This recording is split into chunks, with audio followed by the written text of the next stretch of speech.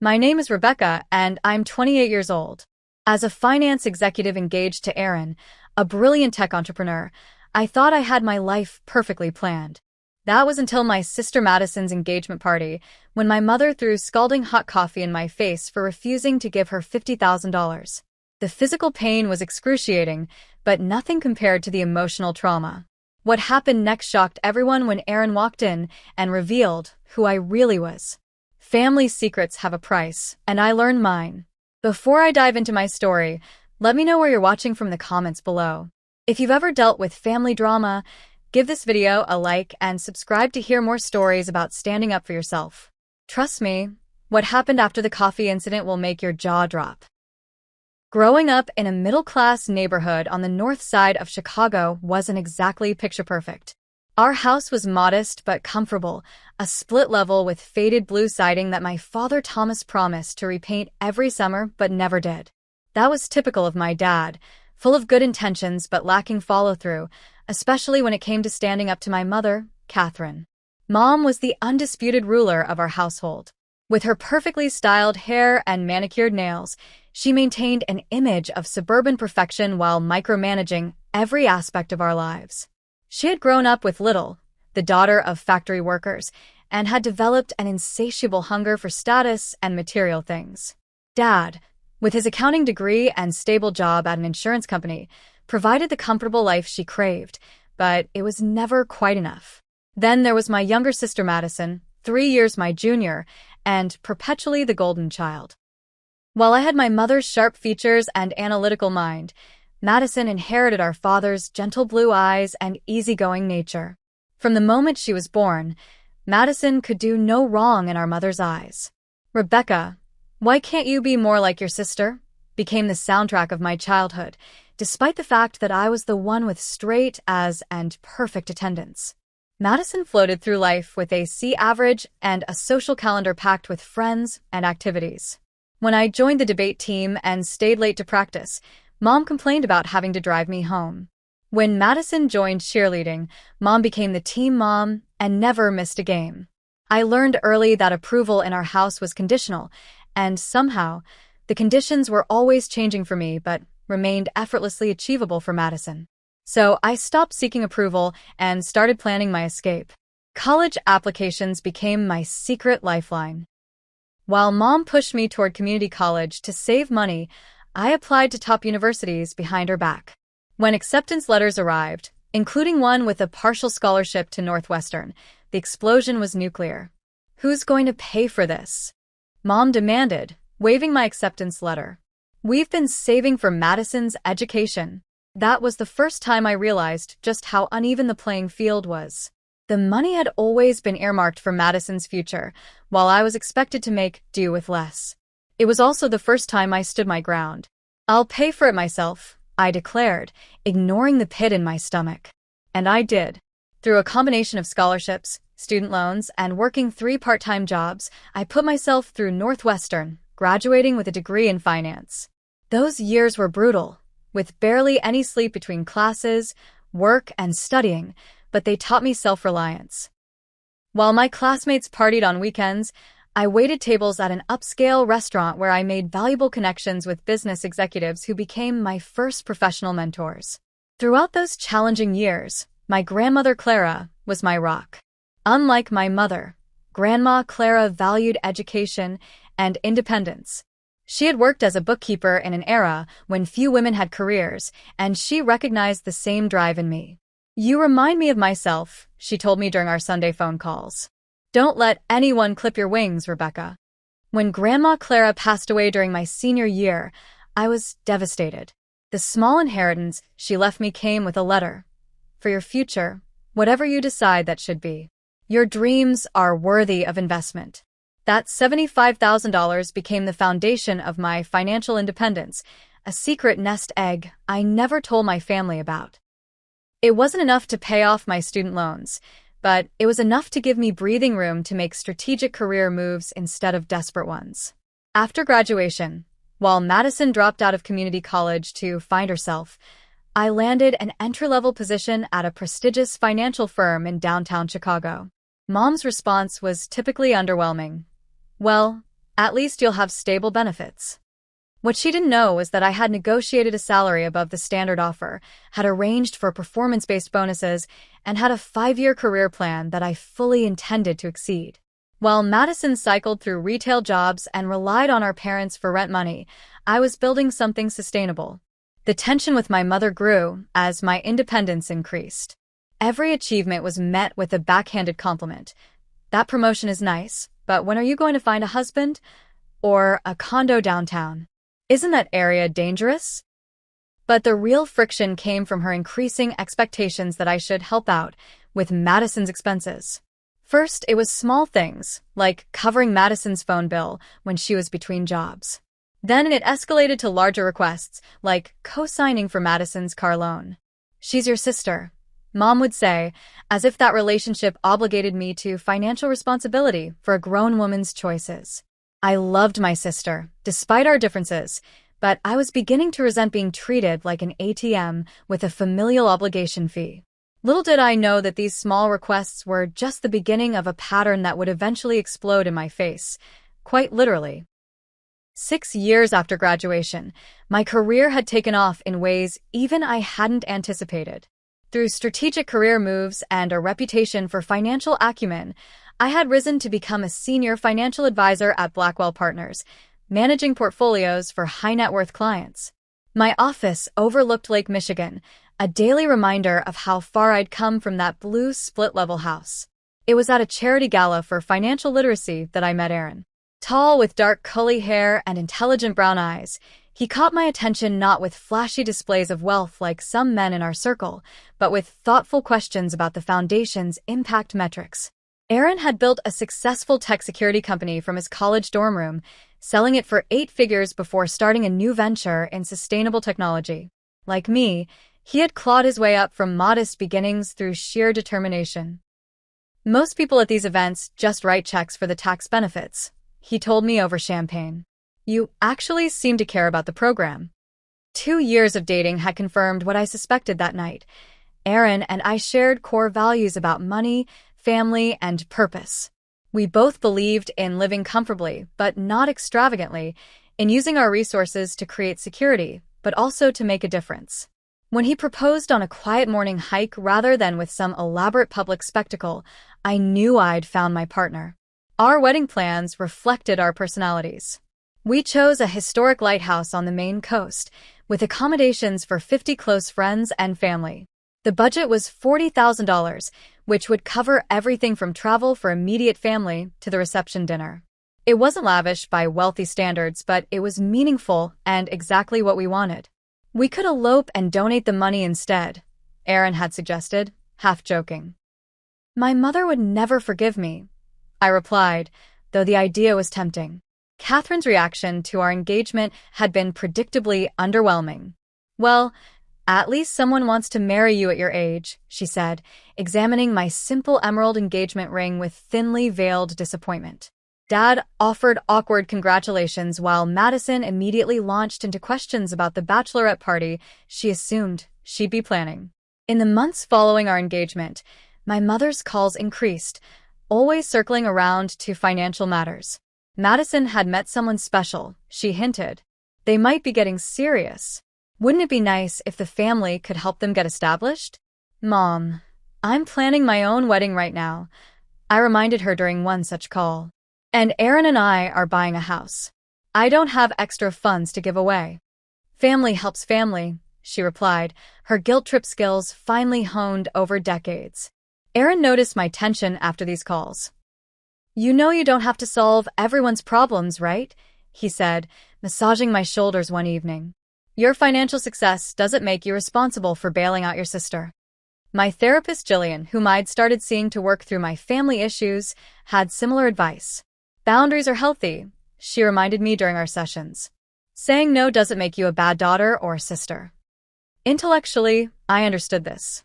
Emotionally, the programming ran deep. Every time I set a boundary, the guilt my mother had installed like malware in my psyche would activate. Was I being selfish? Was financial support the price of family connection? My best friend Alicia had no such confusion on the matter. "Your family is toxic," she declared over lunch, a month before Madison's engagement party. Especially your mother. She treats you like a backup plan for all her failures with Madison. That's harsh, I said, though part of me recognized the truth in her words. And this engagement party is going to be a disaster, Alicia continued, stabbing at her salad.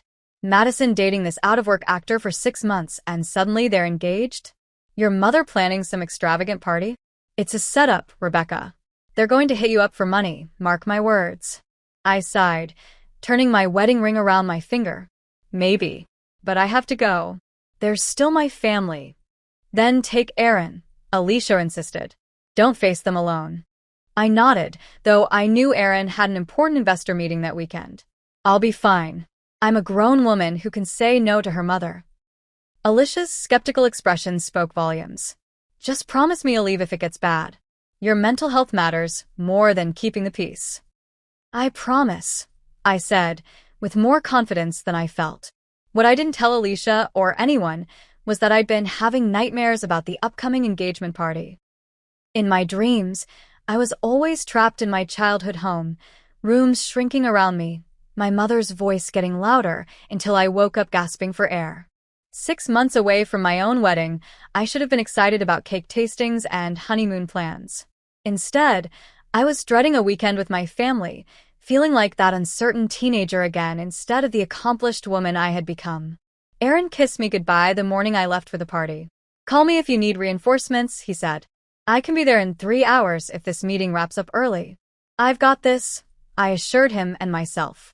It's just one weekend. I had no idea then how wrong I was, or how that weekend would permanently alter my family dynamics in ways I couldn't imagine. Madison's whirlwind romance with Bradley had been the main topic of family conversations for months. According to my mother's breathless updates, Bradley was everything Madison deserved. Handsome, charming, and from a good family, which I knew was code for wealthy. The fact that he was an unemployed aspiring actor living off his trust fund while waiting for his big break was conveniently minimized. They just connected instantly, Mom gushed during one of our phone calls. It's like they were meant to be. 6 months of dating later, Bradley had proposed with what Mom described as the most gorgeous diamond you've ever seen, and Madison had immediately called dibs on a June wedding at the Lakeside Gardens, the most exclusive venue in Chicago. Isn't that where the governor's daughter got married? I asked, mentally calculating the astronomical cost of such a venue. Nothing but the best for Madison's special day, Mom replied. I spent the week before the engagement party carefully selecting an appropriate outfit and gift. The dress I chose was navy blue, conservative enough for family, but still flattering. For their gift, I selected a high-quality wine decanter set, appropriate for an engagement present without being overly extravagant. Aaron and I had agreed on a $200 limit, reasonable for a couple we'd be buying a wedding gift for in less than a year. The drive to my parents' suburban home that Friday afternoon was filled with pep talks to myself. Set boundaries. Don't engage with manipulation. Celebrate Madison, but protect yourself. The familiar neighborhood brought mixed emotions. Nostalgia mingled with old resentments that I thought I'd processed and released. Dad greeted me with an awkward hug when I arrived.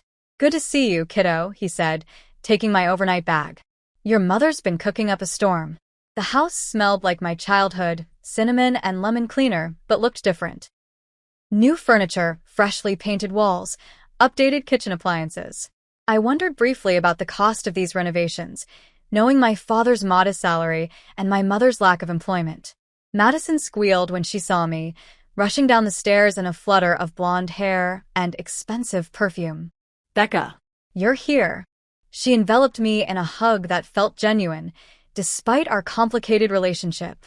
Wait till you meet Bradley. He's amazing. Amazing Bradley was suspiciously absent, caught up with some industry people, according to Madison, who didn't seem concerned that her fiancé was missing the family dinner before their engagement celebration. Dinner was a tense affair, with Mom peppering me with questions about wedding planning while pointedly commenting on how Madison deserved the wedding of her dreams. Dad remained mostly silent, his usual conflict avoidance strategy in full effect. After dinner, while helping with dishes, I overheard a heated conversation between Madison and Mom in the pantry. But you said they'd help with the costs. Madison's voice was whiny, childlike. They will, Mom assured her. Bradley's parents are just having temporary cash flow issues. The money will come through. But we've already put deposits down on everything. The venue needs the next payment in 2 weeks. Don't worry about it, sweetheart. We have options.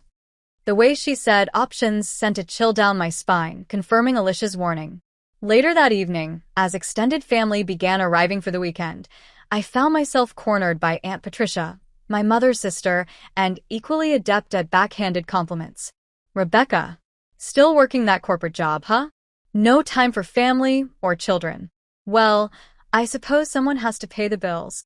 She laughed at her own joke while I forced a smile. My cousin Diana rescued me, pulling me aside with a genuine hug. Ignore Mom, she whispered. Some of us are actually proud of you. As more relatives arrived, I retreated to the guest room to decompress. My phone buzzed with a text from Erin. Meeting running late. Might not make it until tomorrow morning. You okay? I typed back. Surviving. Miss you. Come rescue me ASAP. His response was immediate. Knight in shining armor mode activated for tomorrow. Love you. Saturday morning brought chaos as caterers and decorators transformed the backyard into a Pinterest-worthy engagement celebration. Mom directed the proceedings like a general, while Madison flitted around taking selfies for her Instagram. I helped where I could, setting up gift tables and arranging flowers. Bradley finally made his appearance around noon, greeting me with a too-tight hug and Hollywood smile. The famous sister. Madison talks about you constantly. Something in his tone made me uneasy, as did his wandering eyes that assessed my jewelry and watch with too much interest. As guests began arriving, I was introduced to Bradley's friends, a group of similarly unemployed but expensively dressed young men who made concerning jokes about marrying up and finding a sugar mama. Bradley hit the jackpot with your family, one of them confided after several drinks. He was getting desperate with all his bills piling up. My stomach tightened at his words, but before I could ask for clarification, Madison whisked me away to meet Bradley's parents, who were noticeably tense and less enthusiastic than one might expect at their son's engagement celebration. Lovely to meet you, Mrs. Norton said stiffly. Madison speaks highly of your financial acumen. The comment struck me as odd, but I had no time to dwell on it as Mom appeared, insisting I help with some last-minute arrangements. In the kitchen, surrounded by caterers preparing appetizers, Mom handed me a glass of wine. Everything needs to be perfect today, she said, straightening my necklace. The Nortons are very particular. They seem nice, I lied, taking a sip. They're old money, Mom said, lowering her voice. But between us, they're having some financial difficulties. Bradley's trust fund isn't what it used to be. There it was, the opening salvo in what I suspected would be a campaign to enlist my financial support. I changed the subject quickly, asking about the schedule for the party. As guests filled the backyard, my anxiety grew. Aaron texted that his meeting had finished, but he'd hit traffic and would be delayed another hour. I found myself retreating to the bathroom, splashing cold water on my face and practicing the breathing techniques Jillian had taught me. You're a successful, independent woman, I told my reflection. You can handle one engagement party. But as I rejoined the celebration, watching Madison twirl in her designer dress while my mother beamed beside her, I couldn't shake the feeling that something was about to go terribly wrong. The backyard had been transformed into a scene worthy of a bridal magazine. White roses and hydrangeas adorned every surface, crystal glasses caught the afternoon sunlight, and a string quartet played softly in the corner. My mother had outdone herself, creating an atmosphere of elegance and celebration that must have cost thousands. At precisely 3 o'clock, Madison and Bradley made their official entrance, though they'd been mingling with guests all afternoon. Madison wore a blush pink dress that probably cost more than my monthly mortgage payment, while Bradley looked like he'd stepped out of a men's fashion editorial in his tailored suit. Everyone, Madison announced, her voice carrying across the lawn. Bradley and I have the most exciting news about our wedding plans. The crowd gathered closer as Madison detailed their vision. A June wedding at Lakeside Gardens, a 7-tier cake from celebrity baker Francois Dubois, a designer gown being custom made in Paris, and a 3-week honeymoon in the Maldives. With each extravagant detail, my stomach knotted tighter. This wasn't a wedding plan. It was a financial disaster in the making. "We're so blessed to have such supportive families," Madison concluded, looking pointedly at me. "People who understand that investing in our special day is investing in our future happiness." Mom stepped forward with a champagne flute. "To Madison and Bradley," she toasted. "May all your dreams come true, with a little help from those who love you most." The guests raised their glasses, oblivious to the undercurrent of expectation in her words. I sipped my champagne, already planning my exit strategy. Perhaps I could claim a work emergency? But before I could make my escape, Mom cornered me by the dessert table. "Rebecca, darling, can we chat privately for a moment?" Family matter. Against my better judgment, I followed her into the house and into my father's study, where she closed the door behind us. "Isn't this wonderful?" she began, gesturing toward the window overlooking the celebration. "Madison has found her perfect match." "It's a lovely party," I agreed cautiously. "About the wedding," she continued, adjusting a photo of Madison on the bookshelf. "The Nortons have had some unexpected financial setbacks. Nothing serious, just temporary liquidity issues." There it was. I remained silent, waiting for the inevitable ask. Madison's heart is set on this wedding. She deserves everything she's dreamed of. Mom turned to face me, her expression a practiced blend of maternal concern and expectation. "We thought, given your position and success, you might want to help make your sister's dreams come true."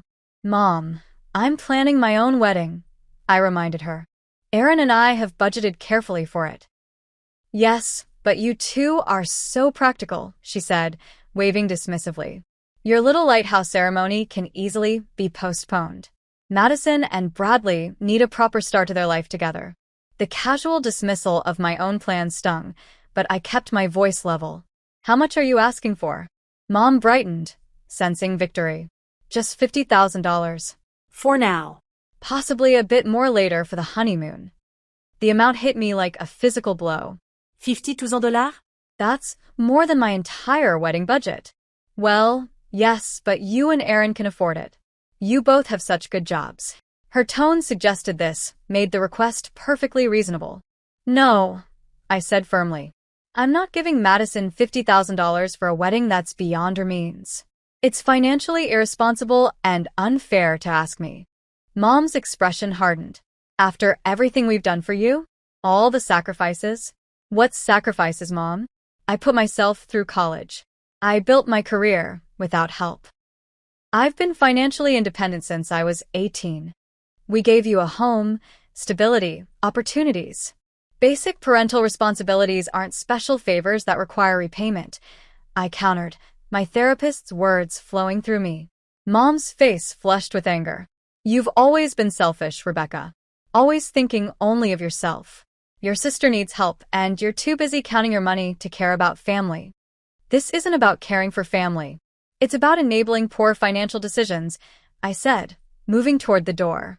"I love Madison, but I won't fund a wedding she can't afford." Mom followed me, her voice rising. "So that's it? You'll let your sister's dreams be crushed because you're too selfish to share your good fortune?" "Her dreams aren't my financial responsibility," I said, stepping into the hallway where several guests had gathered, attracted by the raised voices. Mom stormed after me, past the concerned onlookers, and back to the main party area. "Everyone," she called out, drawing attention. "My daughter, the big executive, has something to share." The party fell silent, all eyes turning toward us. Madison hurried over, confusion on her face. "Mom, what's going on?" "Your sister," Mom announced loudly, "has decided that her money is more important than your happiness. She refuses to help with your wedding." Gasps and murmurs spread through the crowd. Madison's expression crumpled into hurt. "Rebecca? Is that true?" I felt trapped, humiliated in front of everyone. "Madison, we can talk about this privately." "There's nothing to talk about," Mom interjected. "She has the money. She simply doesn't want to share it. After everything this family has done for her." "That's not fair," I said, my voice shaking despite my efforts to stay calm. I have my own wedding to pay for, my own future to consider. Your own. Always your own. Mom's voice rose hysterically. You'd let your sister's wedding be ruined because you're too selfish to postpone your plans. The guests watched in horrified fascination. Dad stood frozen, unable or unwilling to intervene. Bradley hovered near Madison, his expression more calculating than concerned. I'm not discussing this here, I said firmly, trying to end the public spectacle. That's when something in my mother snapped. Her face contorted with rage.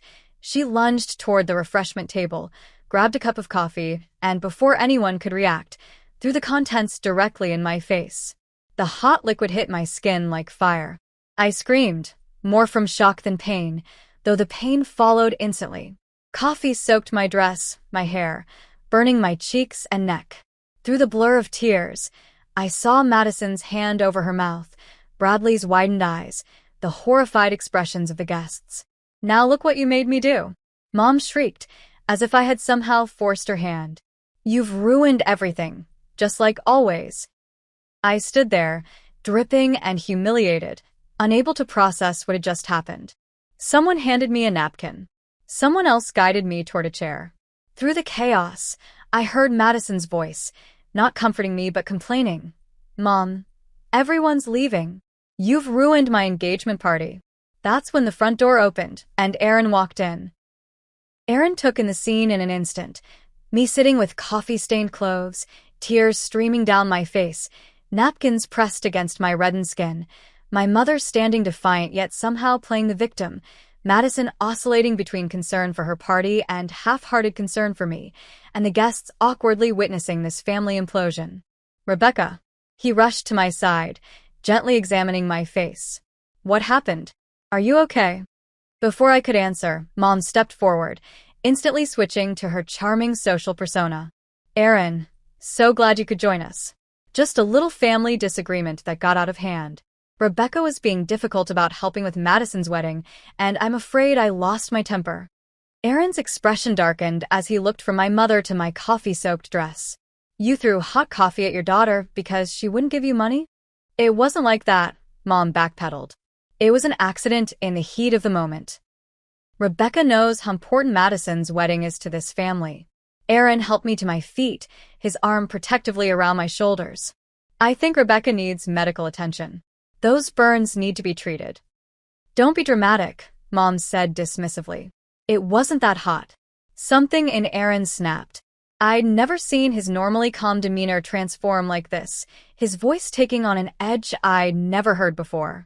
Mrs. Mitchell, he said, addressing my mother formally, I've heard a lot about your family dynamics over the past 2 years.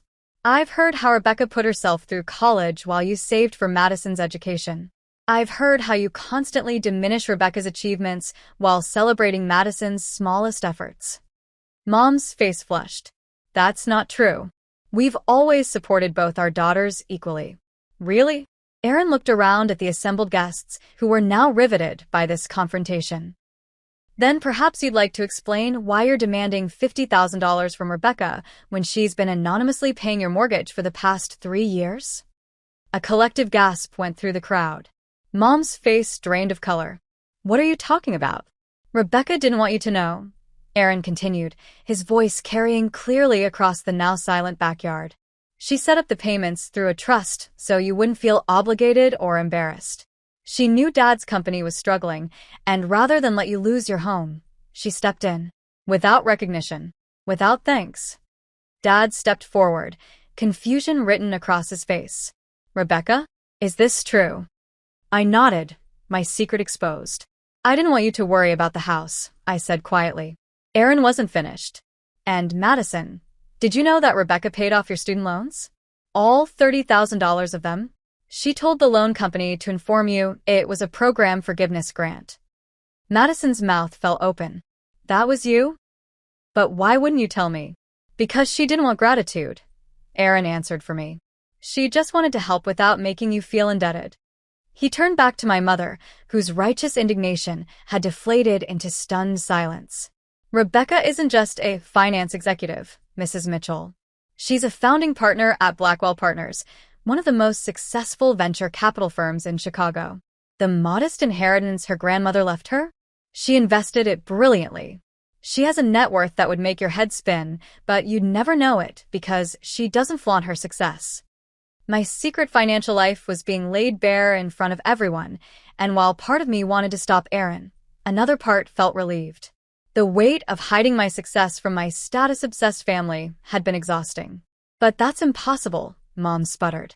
She lives in that small condo, drives a practical car. She's always been so careful with money. Because Rebecca understands the value of money, Erin replied. She doesn't measure her worth by possessions or status symbols. She uses her wealth thoughtfully, like funding educational programs in underserved communities and mentoring young women in finance. Bradley had moved closer during this revelation, his expression shifting from shock to calculated interest. Madison never mentioned her sister was so accomplished, he said, eyeing me with new appreciation that made my skin crawl. Madison looked stricken, tears welling in her eyes. Why didn't you tell me? All this time, I thought you were just getting by, and you let me think that. Would it have mattered? I asked quietly. Would you have treated me differently if you knew I had money? Because that's exactly why I kept it private. I wanted relationships based on love, not financial convenience. My mother had recovered enough to attempt damage control. Rebecca, darling, if we'd known about your situation, we never would have asked for help with the wedding. It was a misunderstanding. No, it wasn't, I said, finding strength despite my physical discomfort. You asked because you've always seen me as a resource, not a daughter. My value to this family has always been what I could provide, not who I am. The extended family and guests shifted uncomfortably. Aunt Patricia looked mortified, likely remembering all the condescending comments she'd made about my corporate job. Cousin Diana gave me a small, supportive smile. My father, in a rare moment of backbone, stepped forward. Catherine, what Rebecca is saying, is it true? Have we been treating her as a resource? Mom floundered, and used to being questioned by my father. Thomas, don't be ridiculous. Of course we value Rebecca as our daughter. Then why, he pressed, do we only call her when we need something? Why do we dismiss her achievements? Why did you throw coffee at her face when she refused to postpone her own wedding to fund Madison's? The blunt question hung in the air. For perhaps the first time in my life, I saw my mother without a ready answer. Erin guided me toward the door. I think we should go. Rebecca needs to have those burns looked at. No, wait. Madison hurried forward, blocking our path. Rebecca, I had no idea about any of this. About the loans, about your success, about how Mom's been treating you. I'm so sorry. Her apology seemed genuine, but was quickly undermined when she added, but you could have told me you were rich. We're sisters. That's exactly why she didn't tell you, Erin said gently. Rebecca wanted to be valued as your sister, not your banker. Bradley appeared at Madison's side, his arms sliding around her waist possessively, while his eyes remained fixed on me. We should all take a moment to calm down. Family is family after all. Perhaps Rebecca and I could talk privately about investment opportunities that could benefit everyone. His transparent pivot from future brother-in-law to potential business connection was the final confirmation of what this engagement had really been about. Madison, I said softly, is this really the man you want to marry? Someone who's more interested in my bank account than your happiness? Doubt flickered across her face as she glanced between Bradley and me. We're leaving now, Erin announced firmly. Rebecca needs medical attention. As we moved toward the door, Erin paused to address the room one final time. By the way, Mrs. Mitchell, Rebecca and I will be getting married as planned in 6 months. You're still welcome to attend, but only if you can respect the boundaries Rebecca sets. The choice is yours. With that, we walked out, leaving behind a stunned silence and a family forced to confront truths they'd long avoided. The emergency room doctor confirmed what Erin had suspected. First-degree burns on my face and neck, painful, but not severe enough to leave permanent scars. As the nurse applied burn cream and gave instructions for care, my phone exploded with notifications. Text messages, missed calls, and voicemails poured in from family members and party guests alike. Madison, I had no idea about any of this. Call me back. We need to talk. Dad, your mother is very upset. Please call when you can. Mom, this is all a misunderstanding. Call me immediately. Aunt Patricia, I had no idea you were so successful, dear. Perhaps we could discuss some investment opportunities for your cousin's new business venture? Even Bradley had messaged, your family situation sounds complicated. Would love to discuss potential synergies between our professional interests sometime. I turned off my phone and handed it to Aaron. I can't deal with this right now. You don't have to, he assured me, taking my hand. They can all wait until you're ready. We spent the night at a hotel instead of returning to my parents' house to collect my overnight bag. Aaron ordered room service and ran a cool bath for me, treating me with such tenderness that it made the contrast with my family's behavior even more stark. I'm sorry I exposed your financial situation, Aaron said as we lay in bed later. I know you wanted to keep that private, but seeing you hurt and humiliated, I just couldn't stay silent. It's okay, I said, realizing I meant it. Maybe it needed to come out. I've been living a compartmentalized life for so long, hiding my success from my family while pretending to my colleagues that I have normal, healthy family relationships. It's exhausting. The next morning, I called my therapist Jillian for an emergency session. She fit me in that afternoon, and I spent an hour processing the events of the party. What your mother did was assault, Jillian said bluntly. There's no excuse for physical violence, regardless of how heated an argument becomes. She's never done anything like that before, I said, still trying to make sense of it.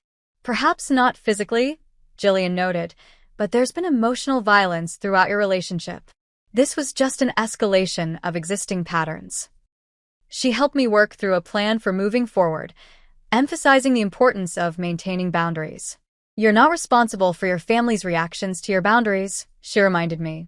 Their feelings about your decisions are theirs to manage, not yours. When I finally turned my phone back on that evening, there were dozens more messages. I called Alicia first, who had already heard about the incident from mutual friends who attended the party. I told you it would be a disaster, she said, skipping hello. Are you okay? I've been better, I admitted. But maybe this needed to happen. Everything's out in the open now. Your mother threw coffee at you, Rebecca. That's not a healthy family disagreement. That's assault. I know, I sighed. I don't think I'll be seeing her for a while. The next week was a blur of damage control.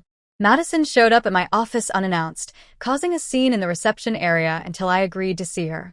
Why didn't you tell me you were so successful? She demanded, pacing my office. All this time, I've been struggling with bills and jobs, and you're, what, secretly rich? Madison, I pay my own bills and live within my means, I explained. That's something anyone can do, regardless of income level. But we're sisters, she insisted. Sisters share things like this. Do they? Because from where I'm standing, finding out about my financial situation has only made you more interested in what I can do for you, not in who I am. Her expression crumpled. That's not fair. I do care about you. Then why is this conversation still about my money and not about the fact that our mother physically assaulted me at your engagement party? Madison had the grace to look ashamed. Mom says it was an accident, that she didn't mean to throw it at you. Do you believe that? She hesitated. I don't know what to believe anymore. Everything's such a mess. Bradley's acting weird. The Nortons are backing out of helping with the wedding, and Mom's alternating between crying and raging. And how do you feel about all this? I asked, realizing it might be the first time I'd asked my sister about her feelings rather than her plans or needs. Confused. Embarrassed. She paused. Guilty, I guess. I never realized how differently Mom treated us. I just thought. I don't know what I thought. It wasn't a profound apology, but it was perhaps the most honest conversation we'd had in years. Dad called next, his voice hesitant and sad. Your mother is very upset about what happened. I'm upset too, Dad. She threw hot coffee in my face. She knows she went too far, he said, sounding tired. She's not handling all this well, Rebecca. Finding out you've been paying the mortgage, that you're more successful than we realized, it's challenged her whole worldview. And what about your worldview, Dad? Are you okay with how she treated me? A long pause. No, he finally admitted. I should have stepped in. I should have stopped it. I've been letting your mother dominate our family decisions for too long, and I'm sorry. It wasn't much, but it was the first time my father had acknowledged his role in our dysfunctional family dynamics. The extended family chose sides, as families do in conflicts. Some, like Aunt Patricia, suddenly wanted to be my best friend now that they knew about my financial success. Others, loyal to my mother, sent messages about forgiveness and family obligation.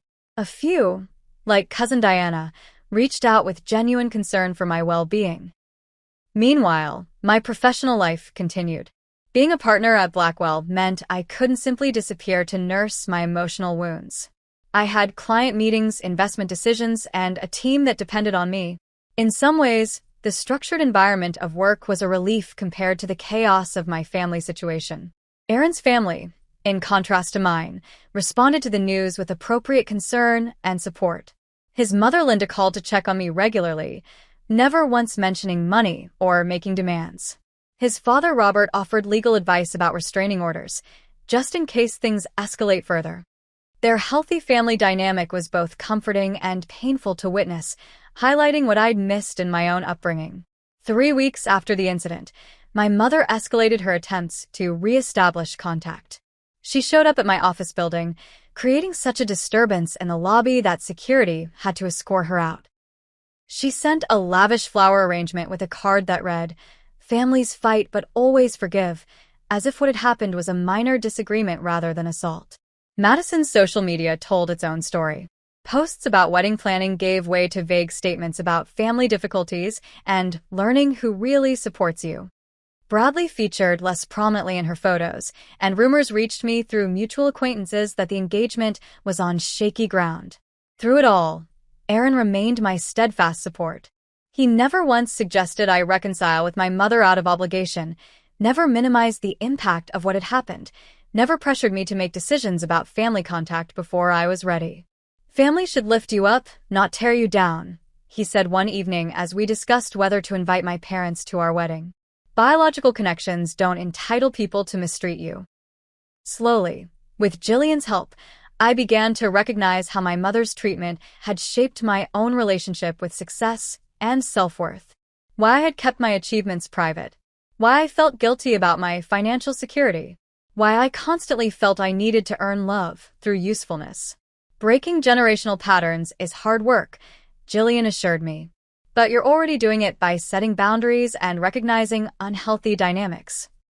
The hardest part was accepting that reconciliation might not be possible, that my mother might never acknowledge the harm she'd caused or truly change her behavior, that our relationship might be permanently altered or even ended by my refusal to continue old patterns. Some family relationships can't be fixed, Jillian told me during a particularly difficult session. And that's not your failure. It takes all parties willing to change and grow. As painful as this truth was, it also brought a kind of freedom. For the first time, I allowed myself to imagine a life where my worth wasn't tied to family approval, where my boundaries were respected, where relationships were based on mutual care rather than obligation or utility. 4 months after the coffee incident, I received a text from Madison that would begin the next chapter in our family story. "Bradley and I broke up. Can we talk? Just sisters, no money stuff, I promise." 6 months later, I stood in front of a vintage mirror in the lighthouse keeper's cottage, adjusting my simple lace veil. Through the window, I could see the Maine coastline, waves crashing against rocky shores, the sky a perfect blue. Aaron and I had kept our original wedding plans, refusing to let family drama derail our vision. "You look beautiful," Alicia said, helping arrange my dress. As my maid of honor, she'd been by my side through final fittings, seating chart disputes, and moments of doubt about the guest list. "Is it weird that I feel nervous about Dad walking me down the aisle?" I asked. "We've talked more in the past 6 months than in my entire adult life before that." "It's not weird," Alicia assured me. "You're redefining your relationship. That takes time." After the engagement party disaster, my father had finally begun the process of untangling himself from my mother's controlling influence. Weekly lunch meetings with just the two of us had revealed a man I barely knew, one with regrets and dreams of his own that had been suppressed for decades. "I enabled your mother's behavior," he'd admitted during one such lunch. "I thought keeping the peace was more important than standing up for what's right. I failed you, Rebecca, and I'm so sorry." His decision to attend my wedding without my mother had been a watershed moment in his journey toward independence. Catherine had refused to accept my boundaries and conditions for attendance, specifically my requirement that she acknowledge the harm she'd caused and commit to respectful behavior in the future. "She's your mother," Dad had said during our final discussion about the guest list. "But that doesn't give her the right to hurt you. I understand your decision, and I support it." A knock at the cottage door pulled me from my thoughts. "It's Madison," called a familiar voice. "Can I come in?" Madison entered cautiously, looking elegant in the sage green bridesmaid dress we'd chosen together. The past 6 months had changed her too. After breaking off her engagement to Bradley, who had indeed been primarily interested in financial security rather than love, she had moved into her own apartment and found a job in event planning that she genuinely enjoyed. "I have something for you," she said, holding out a small box.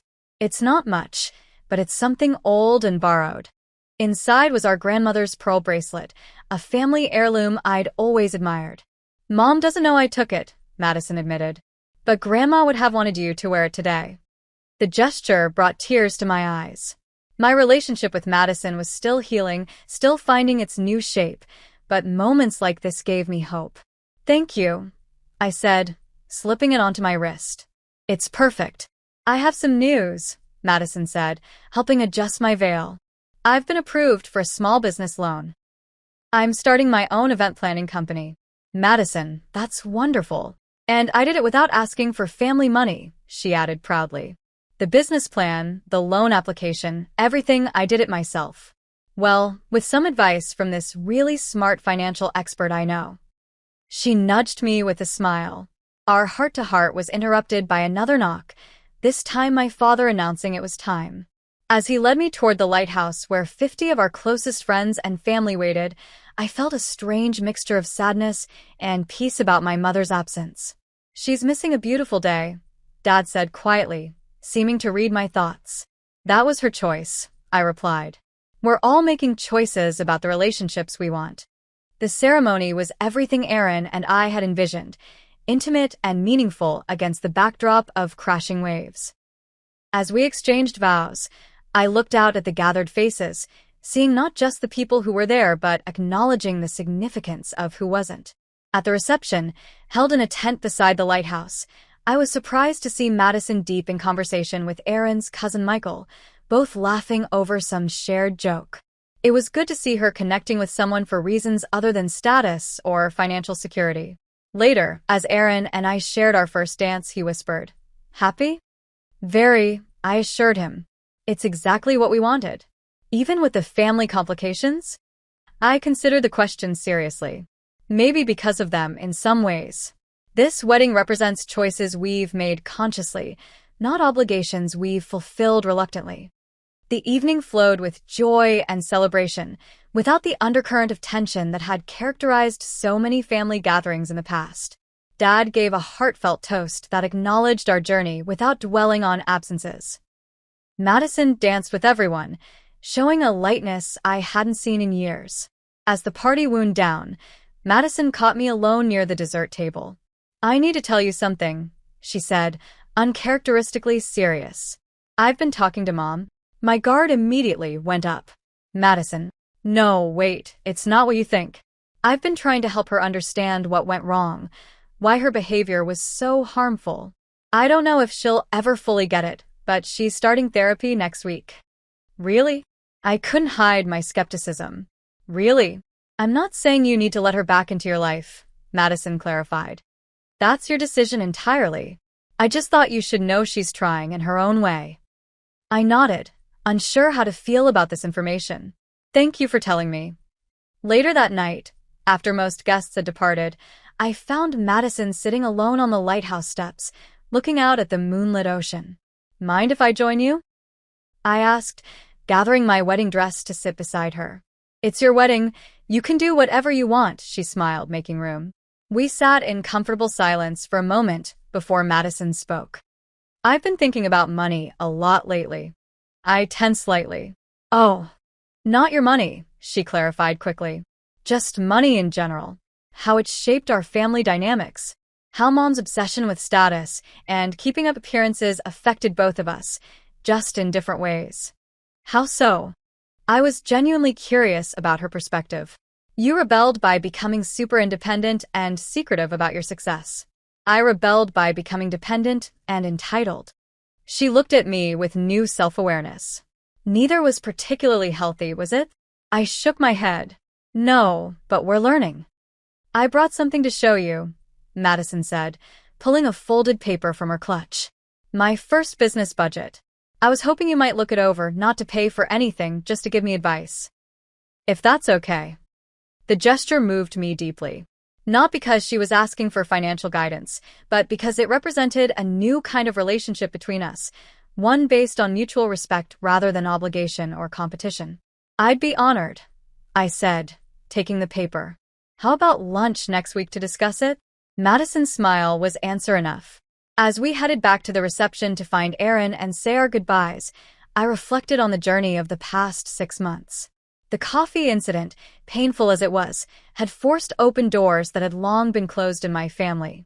It had revealed truths that needed to be confronted and begun a process of healing that, while incomplete, was genuinely transformative.